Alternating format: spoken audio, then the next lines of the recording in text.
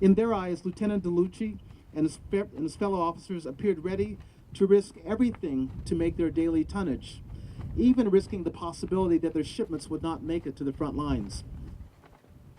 At the trial, many issues were brought up, including faulty equipment, the lack of posted safety information regarding the newer kinds of more sensitive ordnance, the junior officers betting on the tonnage that each division would load per shift, and those officers' threats to punish sailors whose crews caused an officer to lose a bet. Ollie Green, a naval seaman, second class, testified, "The reason I was afraid to go down and load ammunition was because the officers were racing each division to see who put on the most tonnage. And I knew from the way they were handling ammunition, it was liable to go off again. If we didn't work fast, they wanted to put us in the brig." October 24th.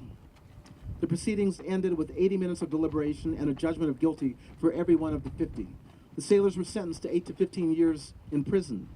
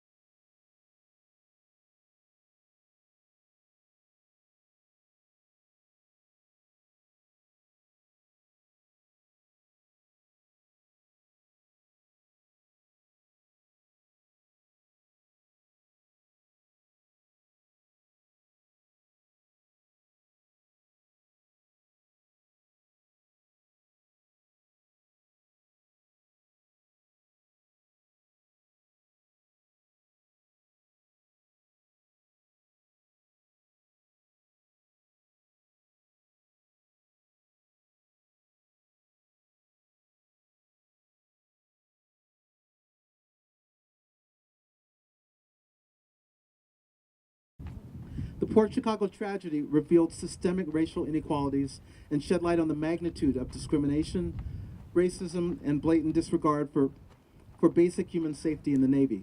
The sailors at Port Chicago who refused to resume loading ordnance under unsafe conditions took a courageous stand in the face of grave repercussions.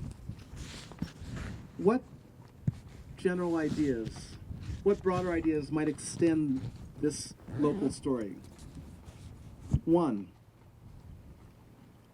what kind of country were we when we went to war? 2, is your offer of sacrifice for the nation equal to my offer of sacrifice? 3, are you really denying me the chance to fight? Then overlooking the major accident I survived while loading ammo for you, and then chiding me for being scared to death? 4, would you arm and train me and trust me to work shoulder to shoulder with you, even though you don't consider me your equal?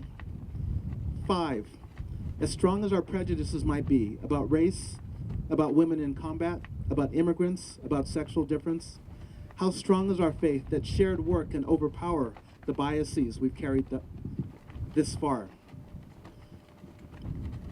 Likewise, as Professor Robert Allen's work reminds us, there are more stories in this place, and far more to the town and place of Port Chicago, stretching from the 1850s and beyond, more stories than this brief story of Port Chicago Naval Weapons Station commemorates. Those other stories of this land and the former town are braided with the story I've told. I focused on a few breach moments, that is, moments when our expectations were not met, moments when our expectations were violated. I focus on those breach moments about patriotism, service, and sacrifice to ask what they reveal about the world we struggled through at home, even while fighting fascism abroad. But this place and story are significant in far more ways than I have time to mention. Again, I want to end by inviting you afterwards to join the other Rangers and me, Thaddeus, Matthew, Stephanie, and myself, to reflect on this history and place, and if you want, to share a little of what it means to you. Thanks.